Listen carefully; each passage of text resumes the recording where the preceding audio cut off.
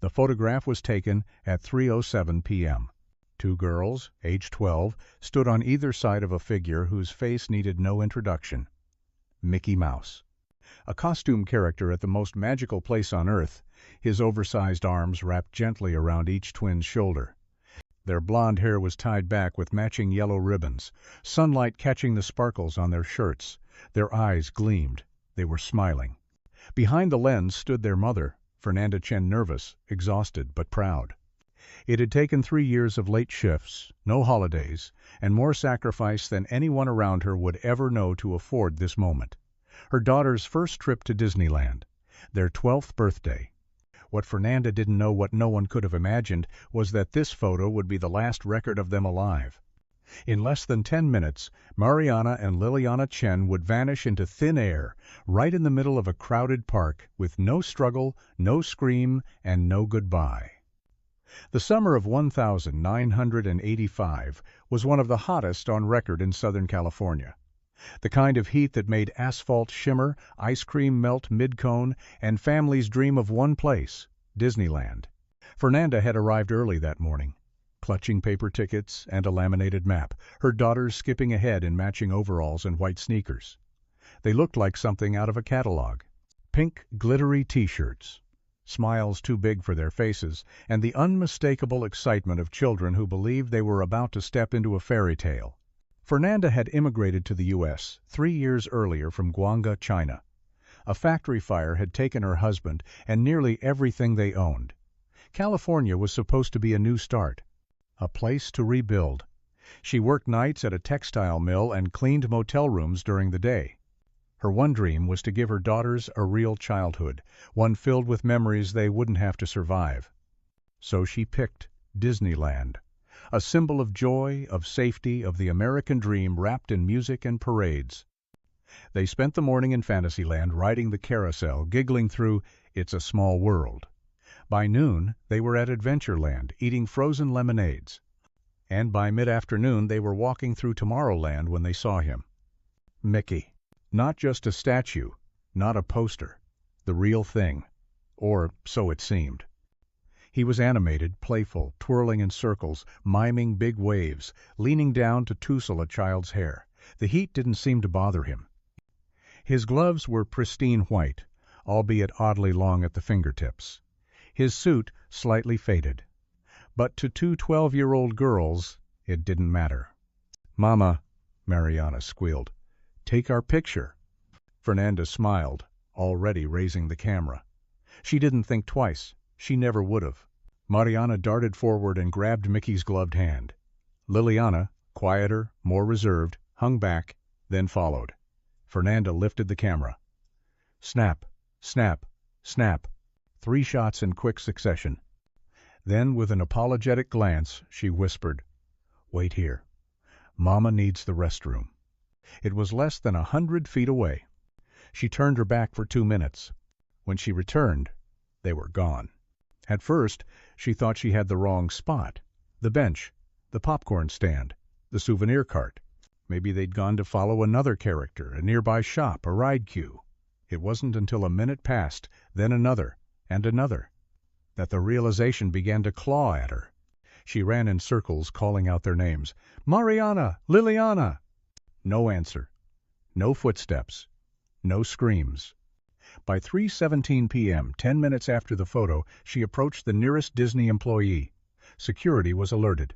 Rides around Tomorrowland were paused. Announcements made over the park's internal system. Plainclothes security fanned out.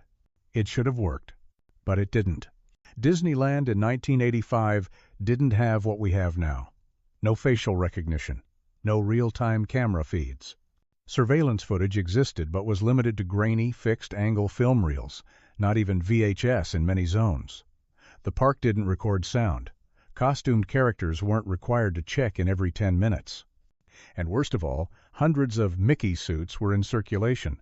Not all were logged with precision. Witnesses came forward. "I saw them with Mickey near the arcade," one woman said. "They were skipping, heading toward the Space Mountain Tunnel," another man recalled. "One weird thing," said a third. "I think I saw 2 Mickeys. One near the fountain, one heading underground. It wasn't possible. It shouldn't have been possible. But the deeper the park and the Anaheim Police Department dug, the clearer it became. The Mickey that posed for that photo did not match any on the official costume roster. His suit was older. His height didn't match any scheduled performer. His gloves had hand-sewn stitching, unlike the factory-issued pairs. More chilling still, the staff member scheduled to wear that suit between 2:30 and 3:30 p.m. never checked back in, and he was never seen again. The media exploded. Twins disappear at Disneyland. The happiest place on earth hiding a nightmare? Mickey Mouse imposter abducts children? Fernanda stood in front of cameras, trembling. Not because of the microphones, but because of the photo, the one she'd taken, the last image of her daughters. Every time she looked at it, she noticed something new. A slight turn in Mickey's foot. The way his head was tilted not toward the camera, but toward Liliana. Watching her, studying her, choosing her? The search stretched into weeks. Every locker checked, every tunnel explored, FBI brought in, costumes examined, former employees interrogated. Nothing. No ransom notes, no demands, no bodies. Just that photograph. And one name, repeated again and again. Robert Ellis. A part-time cast member who disappeared in 1981. No records of exit. No transfer. No resignation. Gone. Like the twins. Fernanda never left Anaheim. She rented an apartment 5 miles from the park. Every year on the 15th of July, the girl's birthday, she left 2 yellow ribbons outside the entrance gate. She never stopped believing. The world moved on. She did not. In time, the story faded. Other headlines took its place. But buried in the Anaheim Police Archives was a folder, labeled Case 85DCTWINS. Inside, the photo, the names, the theories, the dead ends. It would sit untouched for 28 years. Until 2013, when a severed head was found inside a drain pipe beneath Tomorrowland, wearing the exact same Mickey Mouse mask, the headlines faded long before the pain did. By the fall of 1985, just 3 months after Mariana and Liliana vanished, America had already shifted its attention. A stock market spike, a celebrity wedding, a plane crash on the East Coast. The Chen twins, once the faces of a national nightmare, became a cautionary tale. A remember that story? Footnote. But not to Fernanda. To her, time didn't pass. It just repeated every morning she opened her eyes and realized her daughters were still gone. And every night she fell asleep clutching a photograph that no longer gave her comfort. Only questions. Where did they go? And who had watched them vanish? She never moved back to Los Angeles. The city was too loud, too fast, too forgetful. Instead, she rented a small 1-bedroom apartment in Anaheim, just 5 miles from the park. She took a part-time cleaning job at a Chinese bakery, then at a laundromat. Enough to survive, just enough to stay close. Every Sunday, she'd walk to the park entrance, not through the turnstiles, just to the gate, and stand with her back straight, holding a folded yellow ribbon in each hand. She never spoke. She never asked for help. She just stood there, as though the park might remember what it had done and give her back her daughters. It never did.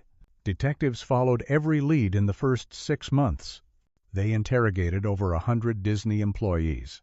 They reviewed hours of surveillance film, though by hours we mean grainy reels from fixed cameras mounted at gift shops or ride entrances, not the comprehensive coverage we have today.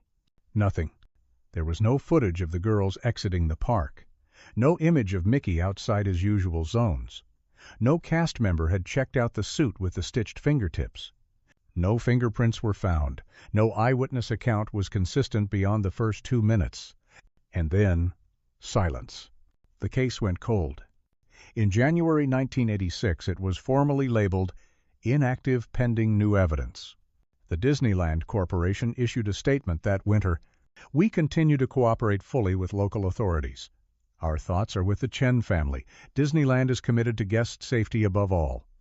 Behind closed doors, they were terrified. Child abduction at the happiest place on earth? A nightmare, one that threatened the brand itself. Executives from Burbank were brought in. PR consultants, internal reviews. Disney quietly strengthened its costume ID process, instituted rotational logs, and added unmarked security across the park, but all without ever publicly admitting a failure had occurred. Because if they admitted it happened once, they'd have to admit it could happen again. But while the world moved on, the file stayed open in the desk drawer of a junior detective named Carol Ginn. Carol wasn't on the original investigation. In fact, in 1985, she was still in college, majoring in criminal psychology at UC Irvine, but she had grown up in the shadow of Disneyland, and the Chen twins were the same age as her younger sisters. Something about the case lodged itself in her mind and never left. When she joined the Anaheim PD in 1989, she requested access to the case file. She was denied. Twice. It wasn't until 1994, when she'd made detective, that she finally sat alone in the basement evidence room and opened the folder. She found one original copy of the infamous Mickey photo, a list of employee names every person on shift that day, witness statements, fragmented and often conflicting, a hand-drawn map of Tomorrowland with red tint, and Fernanda's first written report handwritten, trembling, and tear-stained. Carol read it cover to cover. Twice. Then she checked it out, took it home, and pinned the photo above her desk. It would stay there for 19 years. Fernanda's health began to fade in the early 2002. Diabetes, hypertension, a minor stroke. But she refused to leave Anaheim. She refused to declare the girls dead. "I'll wait until God tells me otherwise," she said once in a rare interview with a local reporter. Not before. Every the 15th of July she returned to the gate. 2 yellow ribbons, a photo of her daughters, a silence that was more powerful than any protest. Park security got used to her. So did the guests. "She's part of the park now," one cast member joked once, "like the teacups." The comment was cruel, but maybe in some twisted way it was also true. She had become a ghost in plain sight. Then came the unexpected shift. February 2013. A renovation project began in Tomorrowland. A new digital ride was going in. Contractors were hired to tear up old drain systems that hadn't been touched since the early 82nd. One of those drains, sealed, unmapped, and hidden under a concrete slab, was opened on the 17th of February. Inside was something that would unravel the case in a way no one could have predicted. A human head, wrapped in decayed cloth, partially mummified by decades of dryness, encased inside a rubber Mickey Mouse mask. Not a toy. A professional-grade performer mask, custom molded. The story hit the next morning. Human remains found beneath Disneyland. By noon, every major news outlet had picked it up. By 6 p.m., Carol Ginn, now a senior detective with the Cold Cases Division, was on the phone with forensics. The tissue inside the mask matched a male in his late 42nd. No jawbone, no ID. But the skull had an orbital fracture, a detail noted in the missing persons file of one Robert Ellis, Disney cast member, vanished etusine on 1981. The same man once rumored to perform as Mickey in the early years. His file had been buried deep, labeled voluntary absence by corporate. Now he was found. In a drain pipe. Wearing a character mask. Dead for over 30 years. And if Robert Ellis died in the early 82nd, then the Mickey who posed with the Chen twins in 1985 wasn't him, which meant only one thing. Someone else had worn the suit. Someone still unaccounted for. Carol returned to the photo, the one taken at 3:07 p.m. She scanned it, enhanced it, blew it up. This time, she noticed what others hadn't. The gloves, stitched at the fingertips, too long, and stained ever so slightly at the edges. She found another photo, taken by an unrelated family just before the girls disappeared. In the background, the same Mickey, facing away, watching the twins. His head is tilted. Not toward the camera, toward the girls. Again, Carol visited Fernanda that night. She hadn't knocked on her door in over 10 years. The apartment hadn't changed. Still the same framed photo in the hall. Still the yellow ribbons hanging on the mirror. When Carol told her what was found, Fernanda didn't cry. She just whispered, "They were always here." The next morning, Carol reopened the file. She filed an official request to access Disney's subterranean maps blueprints from the 1972nd and early 82nd. At first, they stalled. Then they refused. Then an envelope arrived. No return address, just a single line. "The others are still below, behind the prop cellar, door 3C. Ask for the keys Disney never logged." The letter changed everything, because buried in an old facilities ledger from 1977 was a line item no one had ever noticed. Storage, prop cellar, 3. C, access, maintenance only. Carol called in a new team. Forensics, park security, a federal liaison. Together they descended into the old utility corridor beneath Adventureland, a hallway marked closed for seismic retrofit since 1986. They found the door. 3C. Painted black. No digital lock. No record on modern blueprints. When they forced it open, the smell hit first. Dust, mold, time. Inside, mannequins. Old park props. Rotten crates labeled Fantasyland 1975. And in the back, 5 garment bags, hanging on rusted hooks. Each one held a full character suit. Mickey, Minnie, Goofy, Donald, and one more.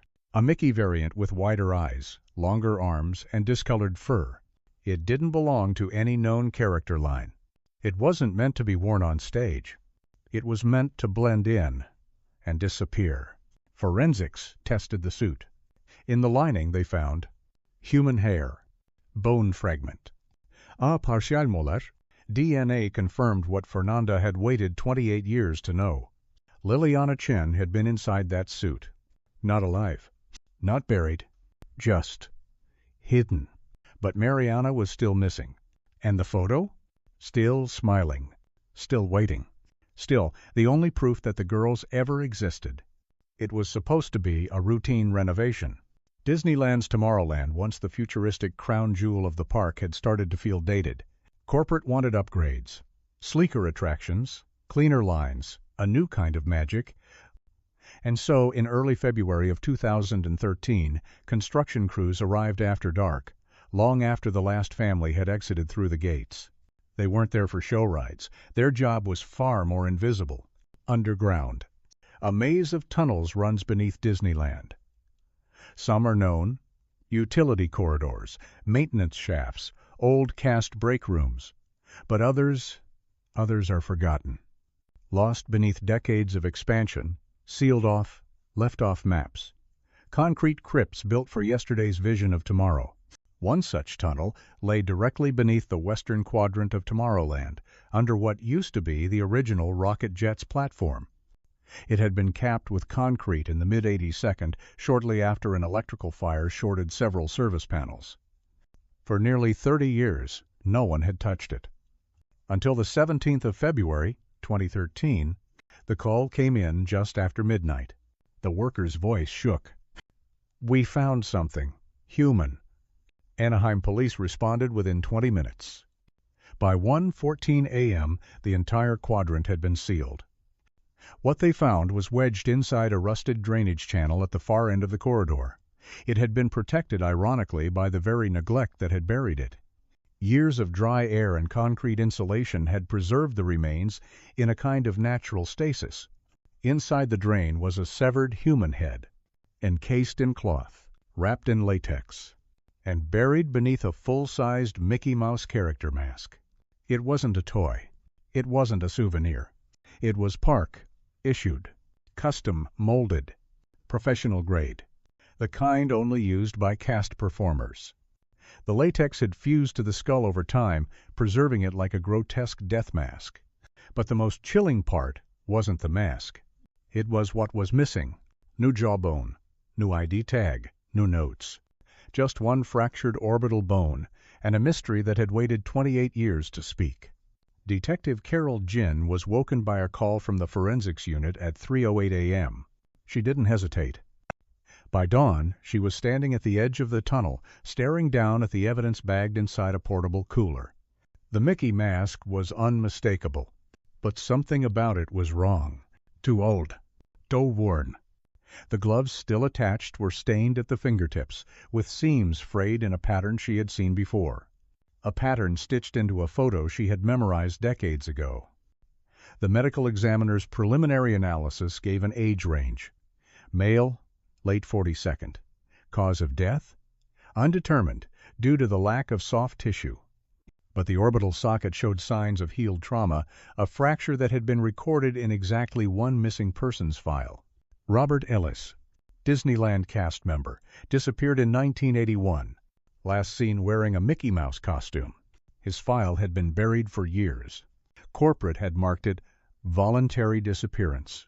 Police hadn't questioned it at the time. Adults disappeared all the time. People left jobs, moved cities, joined circus tours.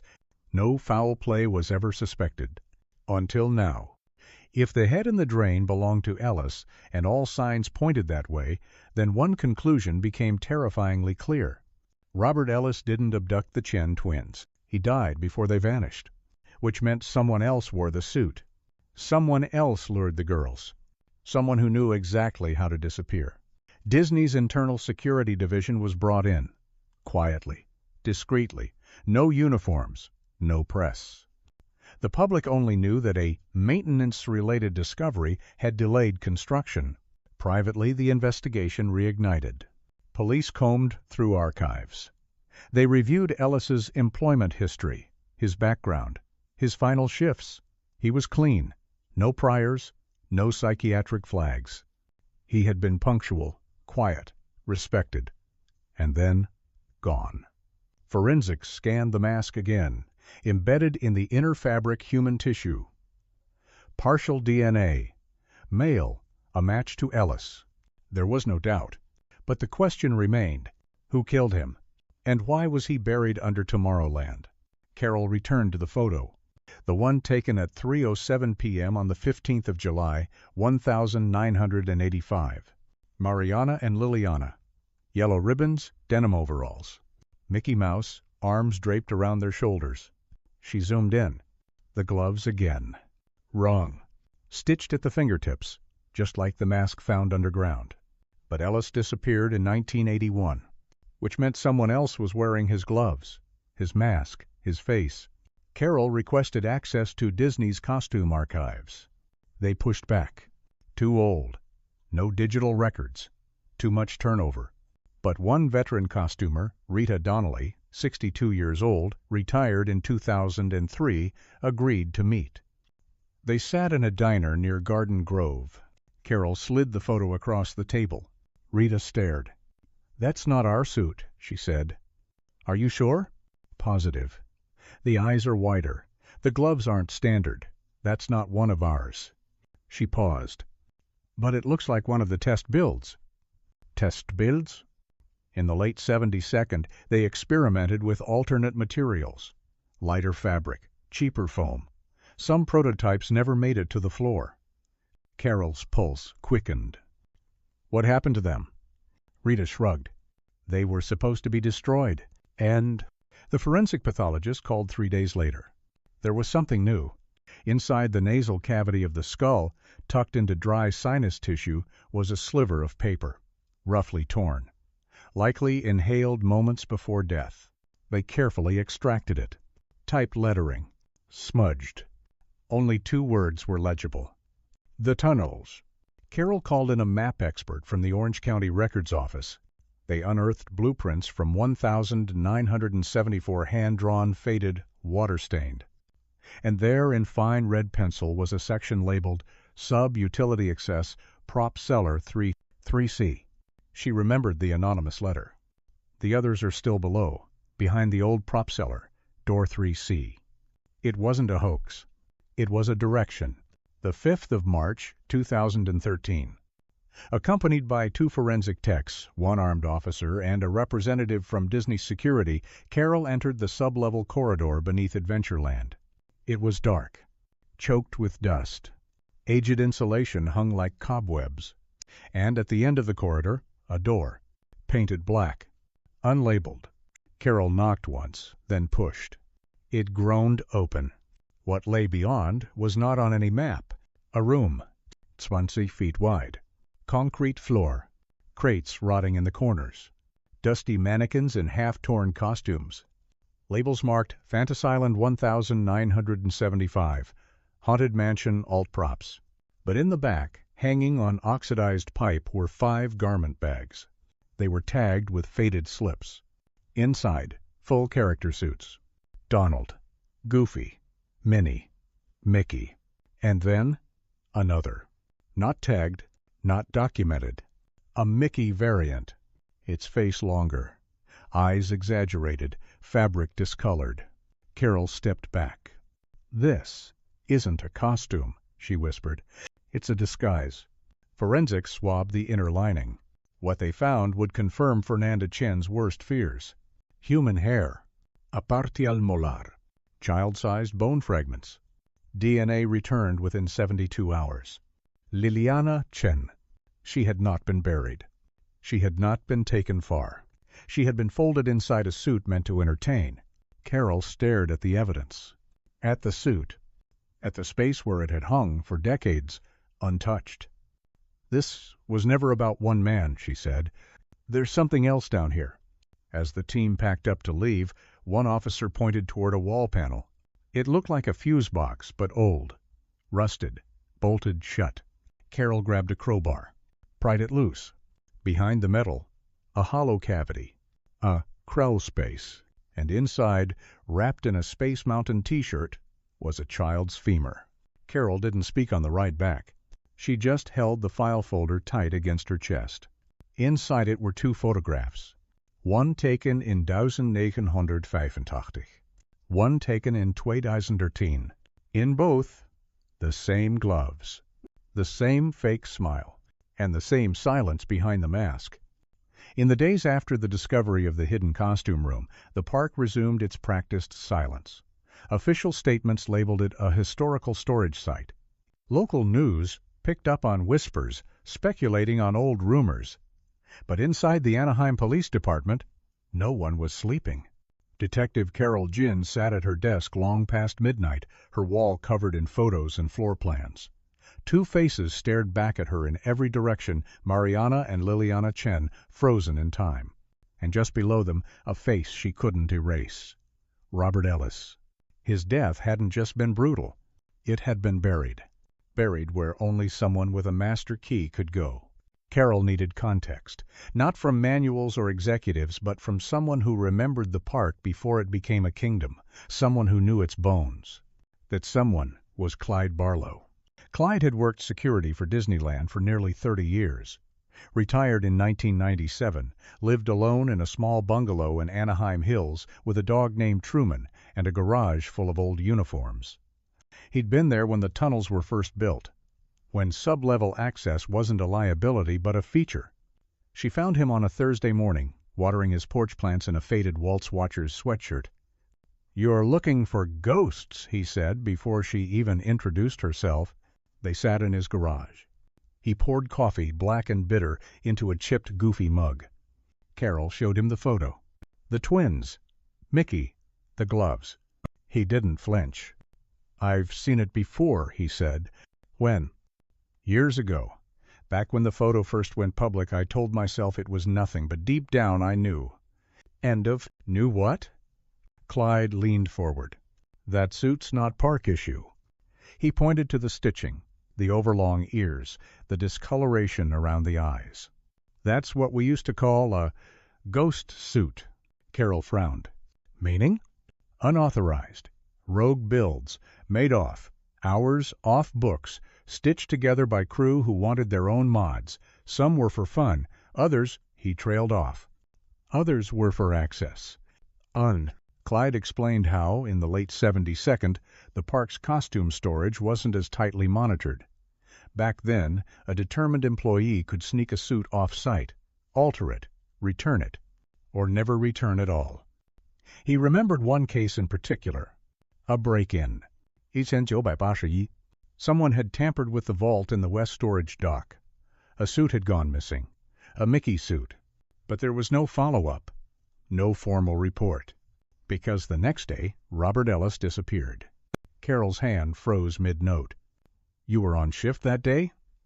"Graveyard." Clyde nodded. "I was manning the surveillance room. Back then we called it the mirror room." Her heart rate spiked. "You're saying that room existed?"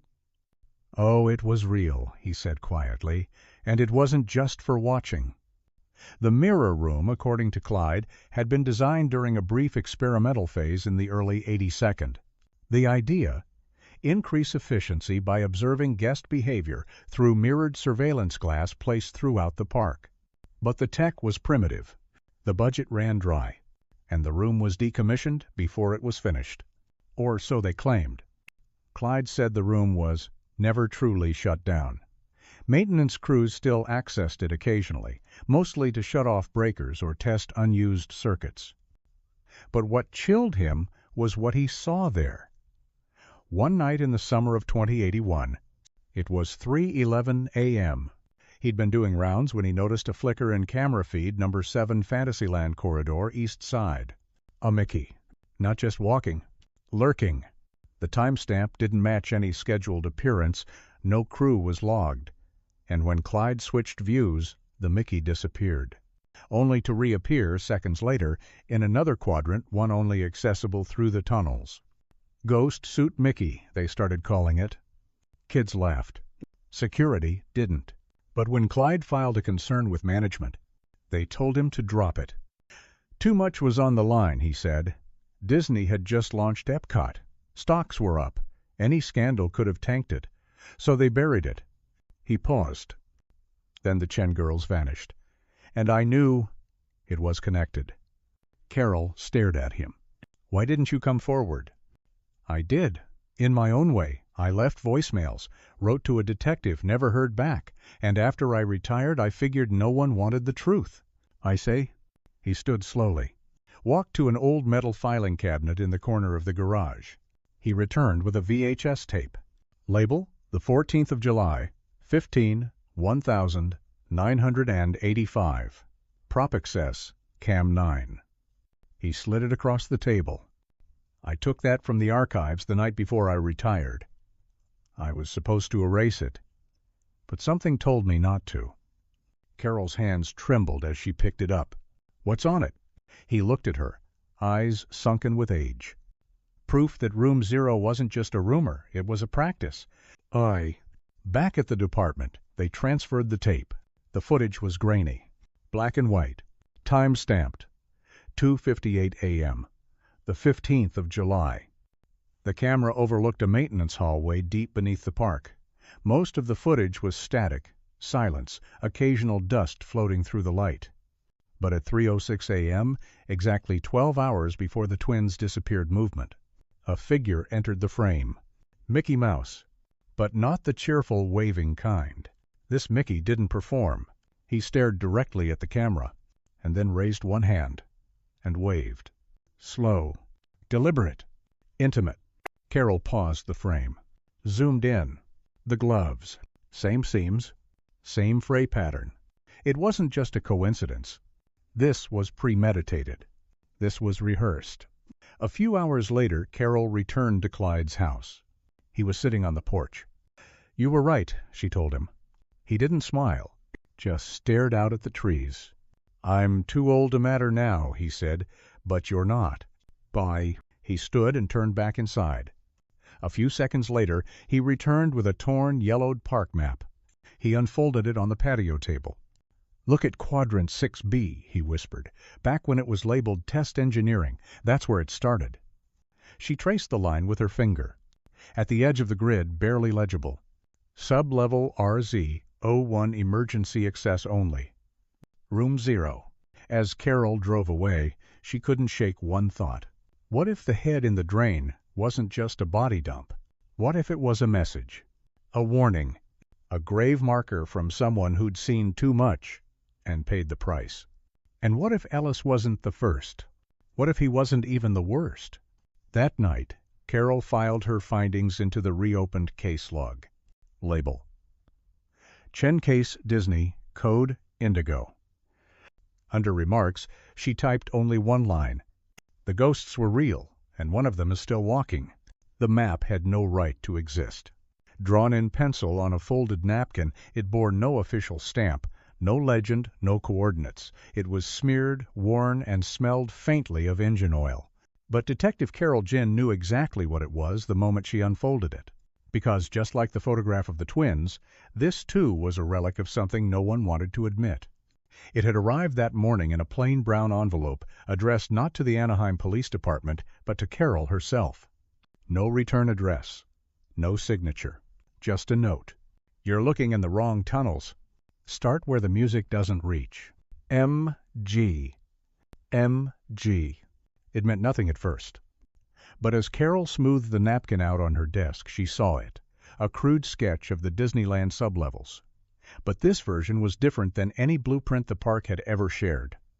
It had paths that curved back on themselves, shafts with no exit, symbols drawn like crude hieroglyphs.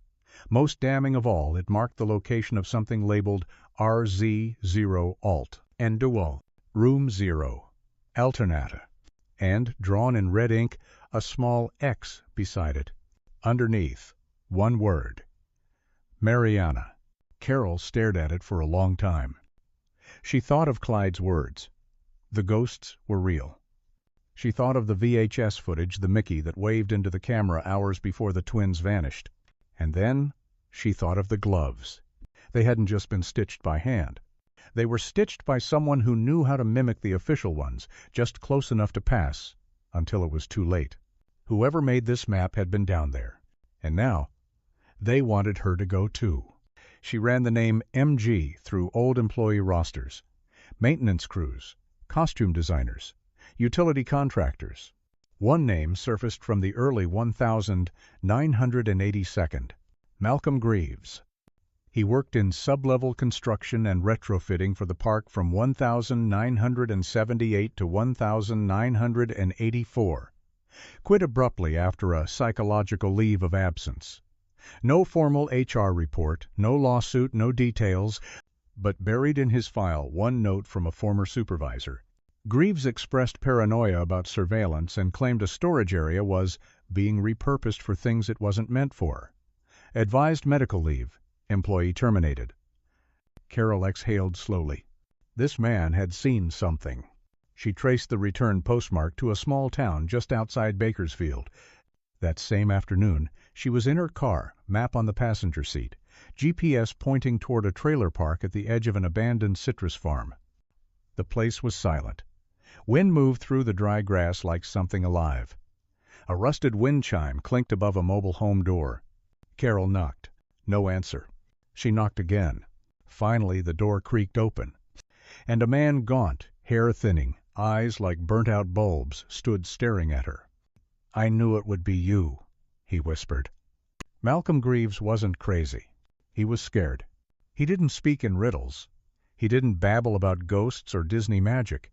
He spoke clearly like a man who had carried truth too long, and now wanted to set it down before it consumed him.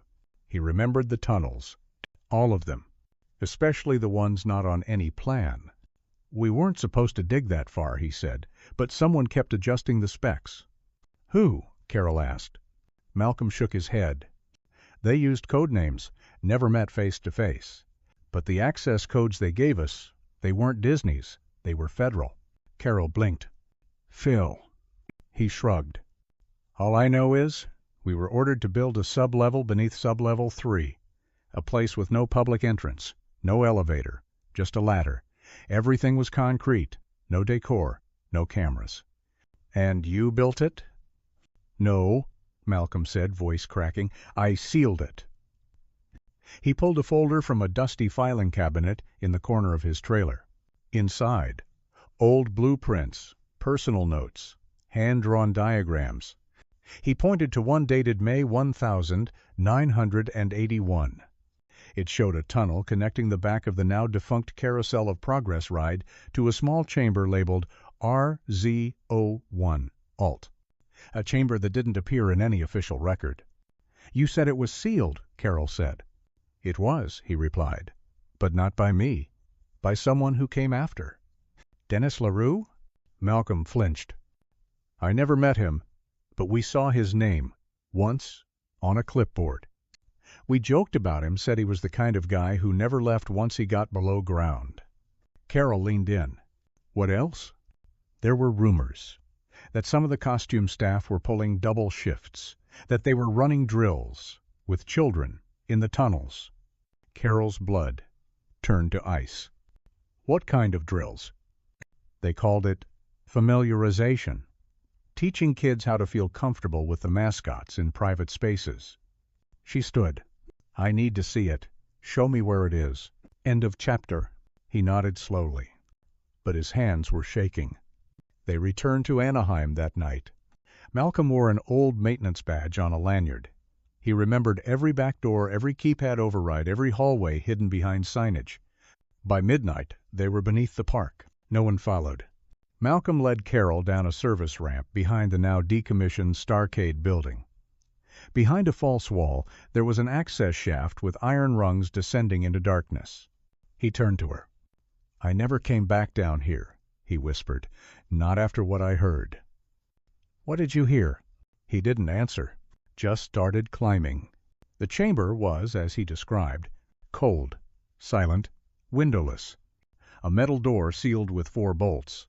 A keypad long rusted. Graffiti etched into the walls, most of it nonsense. But near the corner, Carol saw it. A name, faint, scratched with something sharp. Mariana. Beneath it, a second line. I didn't want to go. Carol's breath caught. She snapped photos, opened her evidence kit. But Malcolm had gone quiet. When she turned, he was kneeling in the corner, staring at a pile of shredded paper. What is it? She asked. He held one up. An old Disneyland pamphlet. But someone had drawn on it. In blood or rust or something worse. 2 eyes, a wide smile, and 6 stick figures, each with an X through them. All but one. Still smiling. Still alive. Carol filed everything into the indigo case file that night. The note, the map, the scratch marks. But something gnawed at her. That line. Start where the music doesn't reach. She pulled out old maintenance logs.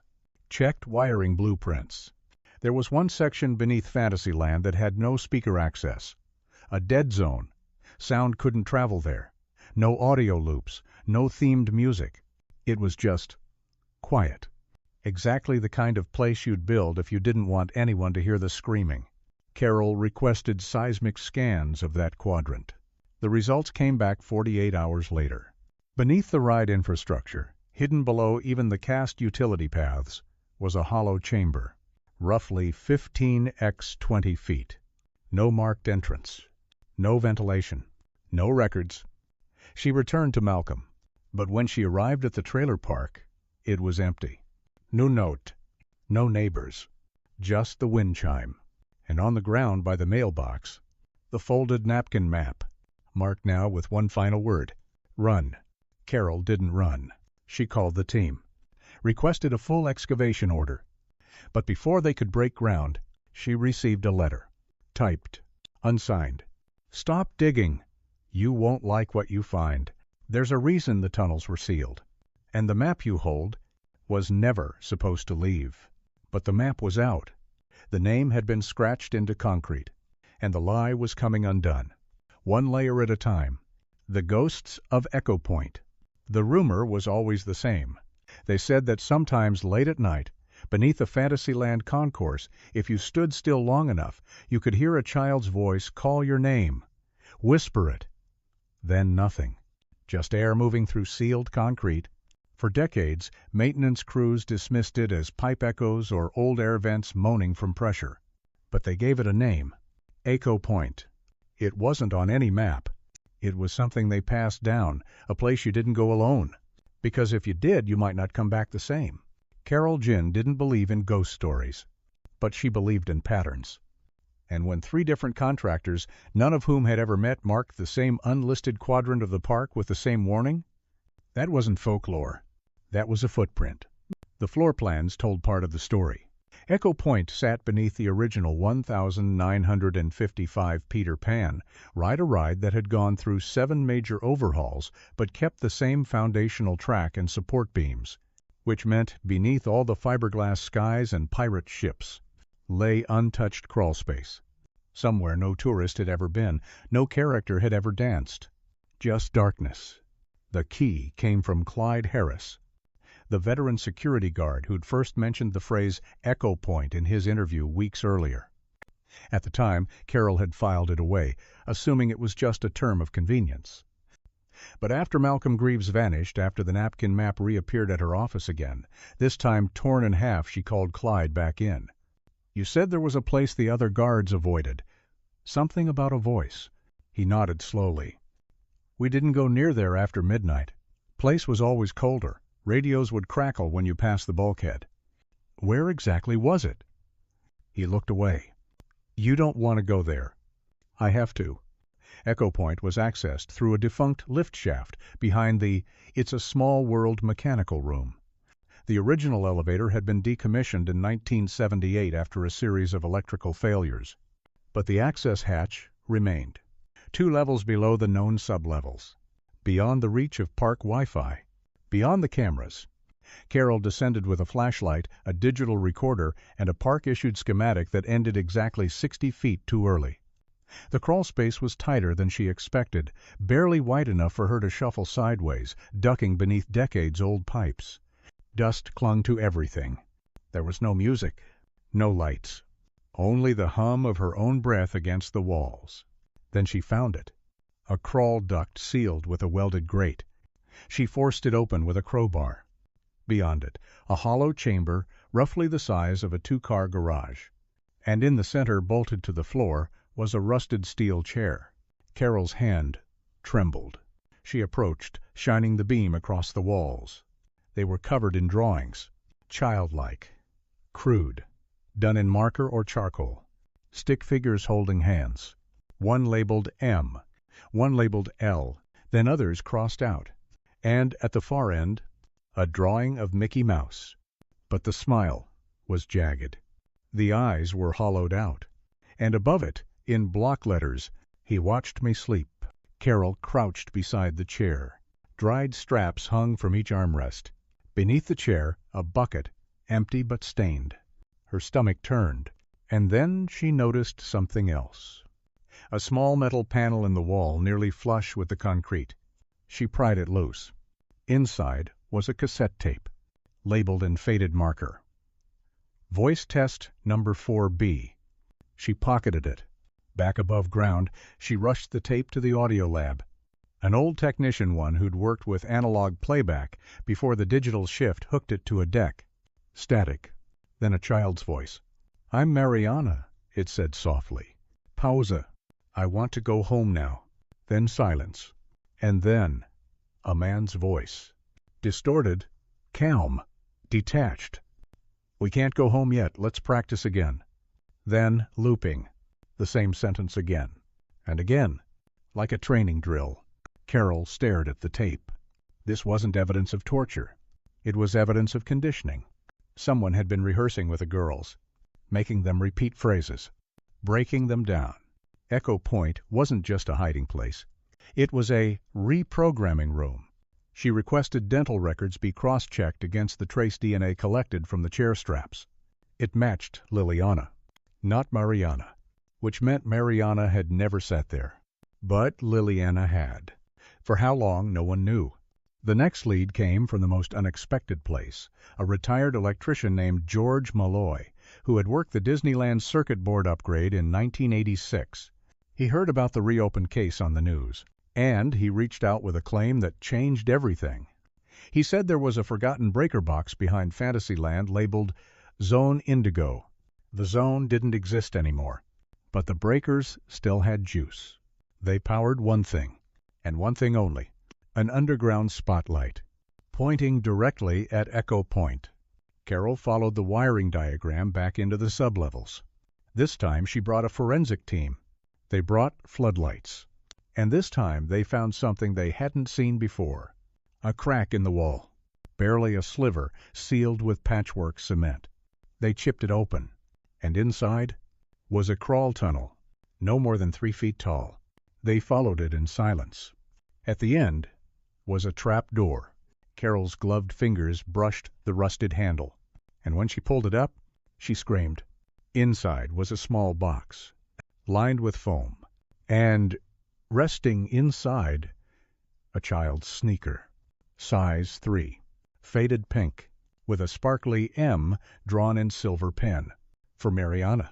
There was no body, no blood, just that one shoe, like someone had left it behind intentionally, or like someone had taken her, one item at a time. Carol sat with the evidence for hours that night. The drawings, the voices, the names scratched in concrete. The voices in the tape didn't just suggest abuse.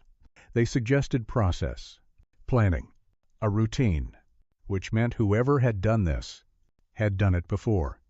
She revisited the old 1,985 park schedule logs, cross-referenced costume return times, and then she saw something she had missed. A badge number logged at 3:11 p.m., 4 minutes after the girls vanished. A badge assigned not to a performer, but to a janitorial subcontractor, named Dennis LaRue. Dennis hadn't been on the suspect list because he was never on staff. He was a sub, filed through a third-party maintenance crew hired only during blackout repair cycles. He wore no costume. He wasn't in any cast photo. But he had a badge, a key, and unrestricted access. Carol pulled his archived file. A background check revealed multiple sealed juvenile records. A discharge from the Navy under psychological review.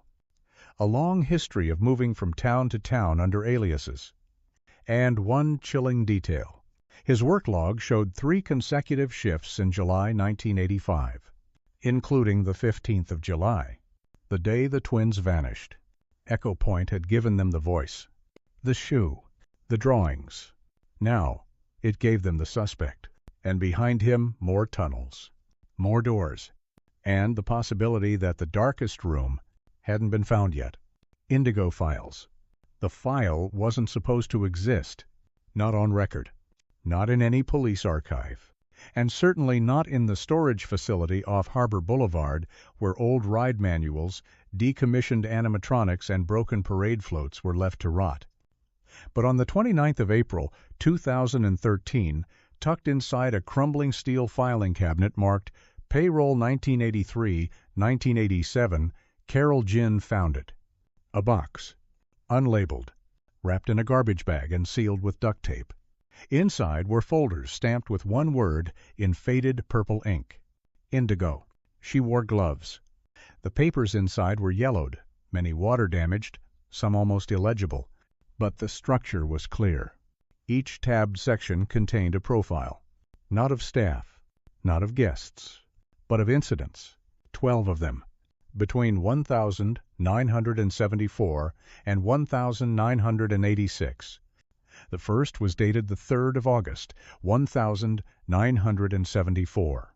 A boy, age 9, claimed a character dressed as Goofy pulled him into a maintenance tunnel. Security dismissed it as imagination, but the boy's mother had taken a Polaroid just minutes before. The timestamp showed the boy in Frontierland. The surveillance feed, grainy and partially obscured, showed the Goofy performer accounted for on the other side of the park. The incident was never reported publicly. Instead, a typed note appeared in the file. Deviant character anomaly. Zone 4. Resolved. Indigo override. Each case was worse than the last. 1,978. A missing pair of twins, later found unharmed but mute beneath a storage stage. 1,980. A 7-year-old girl vanished for 6 hours, later reappeared in the costume department with no memory. 1,981. A 10-year-old boy reportedly followed a character into a dark ride exit tunnel and was never seen again. All listed the same 3 words under resolution. Indigo override logged. What was indigo? Carol searched the Disney security lexicon, but there was no protocol listed under that name. No override code. No clearance system. No acknowledged department. Until she cross-referenced one name that appeared on 8 of the 12 reports. Supervisor. D. LaRue. Dennis LaRue. The man whose name had only surfaced days earlier, now confirmed to have had his fingerprints on nearly every suspicious incident across 2 decades. And yet his employment file remained clean. No terminations, no disciplinary actions, just a quiet end date, the 2nd of August, 1986. One document in the box stood out. It was hand-typed, labeled Internal Memo, Security Tier 2, dated October 1981. Subject line, Room 0 Operational Note. Carol's eyes widened. It wasn't a legend. It was protocol. The memo outlined a short-term storage unit constructed under the original Fantasyland utility tunnel, originally used to temporarily secure malfunctioning props and animatronics. But, beginning in late 1980, it was reclassified to contain behavioral outliers. No explanation, no definitions, only the note. Zone Indigo must be physically isolated and sanitized quarterly. Only staff with Class C override badges may access. Access to tunnel terminated after August 1986. Room 0 sealed. Carol sat back in her chair. She wasn't reading about a crime scene. She was reading about a system that had allowed something to exist for years. Unseen, unquestioned, and sanctioned. At 1:24 a.m., she made the call to Inspector Reeves. "I found them," she whispered. The Indigo files. By sunrise, a forensic team had joined her. The documents were bagged and logged. But Carol couldn't stop thinking about one name on the last folder. It was handwritten, barely legible. Mariana C. 7:15:85. The folder was thin. Inside, only a half-page intake sheet. No resolution. No override. Only this. Subject compliant. Sister did not respond to reconditioning. Move to 0 initiated. Await final evaluation. Carol's hand trembled. This wasn't a rescue log. It was a control experiment. And someone had decided who lived, who vanished, and who got buried beneath the happiest place on earth. The investigation accelerated. Anaheim PD requested a court order to seize all internal security records from 1970-1990. But Disney's legal team stalled.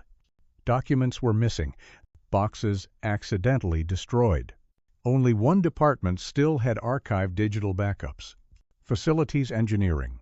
And inside their forgotten off-site server room was a folder buried in an obsolete file format, titled Cast, Override, Indigo. Carol watched as text decrypted it. One by one, images and diagrams blinked onto the screen. Tunnel schematics, Room 0 blueprints, thermal mapping of underground movement, even security footage timestamps, many labeled with only numbers, not names. One stuck out. Su 15:45. Ni Zone Indigo detected. That was 2 minutes after the twins vanished. A motion ping registered in a tunnel corridor long since sealed. And it wasn't a rat. The size, shape, and heat signature matched a human adult, wearing a foam-lined suit. But it wasn't just the files that haunted her. It was the pattern. The profiles weren't just random. They all shared one detail. The children all looked alike. Dark hair, petite build, similar height range. In some cases, siblings. Like someone was choosing them for something specific. Like someone had a type. Carol returned to the old costume records. She compared measurements. Then, something clicked. Each unregulated character costume, like the off-brand Mickey discovered in Room 0, had glove sizes that didn't match standard cast sizing. They were larger, longer, built for someone bigger than average. Someone like LaRue, or worse, someone he trained. She revisited an old theory. What if LaRue hadn't acted alone? What if there was a network? A subculture hidden within the magic? Trading shifts, switching badges, wearing masks, and using Room 0 not just as a prison but as a temple. Then came the tip. A former janitor anonymous voice scrambled, called in, and said one thing: "You're looking for the mirror room. That's where they watch them." When Carol pressed, the line cut. but she knew what it meant, and she knew where to go next. Chapter 7 closes with Carol standing at the edge of an unmarked maintenance tunnel beneath the original Fantasyland sky facade. She shines her flashlight down into the dark. A glint catches the beam. A glass pane tilted at an angle. One-way mirror. The next layer. The next chamber. The last truth. And, behind it, maybe the last image Mariana ever saw.